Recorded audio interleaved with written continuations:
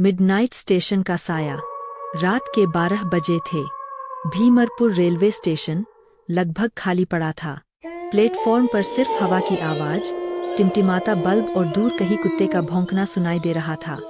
शेखर नाम का 18-19 साल का लड़का शहर से गांव लौट रहा था।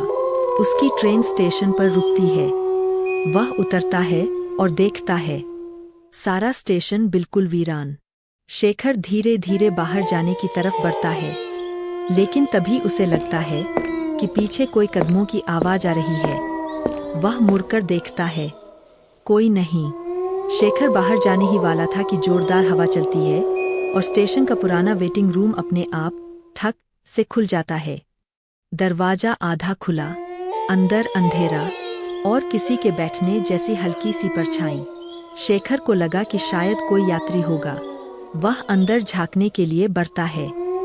जैसे ही दरवाजा छूता है, कमरा फिर से ठक से बंद हो जाता है। शेखर डर जाता है, लेकिन फिर भी धीरे से दरवाजा खोलता है। अंदर कोई नहीं था, सिर्फ एक टूटी हुई लकड़ी की बेंच और दीवार पर पुरानी सी घड़ी जो 12 पर अटकी हुई थी।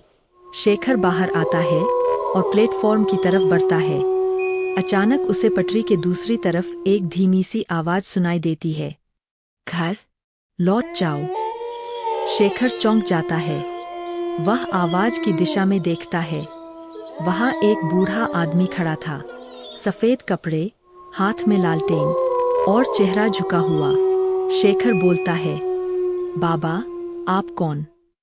बूढ़ा धीरे से कहता है, यहाँ मत रुको, आधी रात की परछाई जाग चुकी है। और अगले ही पल लालटेन की लौ अपने आप बुझ जाती है और वह बूढ़ा गायब हो जाता है।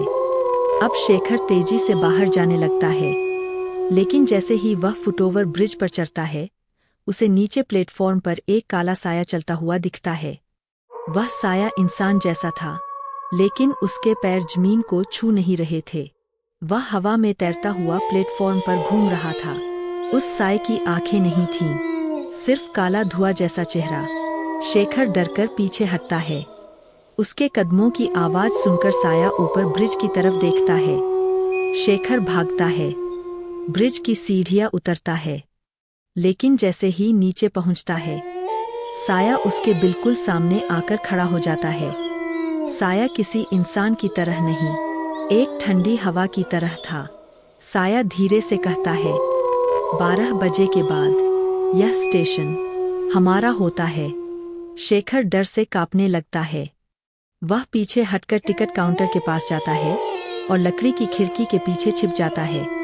साया धीरे धीरे स्टेशन के हर कोने में घूमने लगता है, कभी प्लेटफॉर्म पर, कभी पटरी पर, कभी वेटिंग रूम के सामने। अचानक स्टेशन का लाउड स्पीकर अपने आप चालू हो जाता है, अगली ट्रेन 5 मिनट में आने वाली है। लेकिन समय रात के 12:30 थे। उस वक्त कोई ट्रेन नहीं आती। शेखर को समझ आया, यह कोई सामान्य आवाज नहीं थी।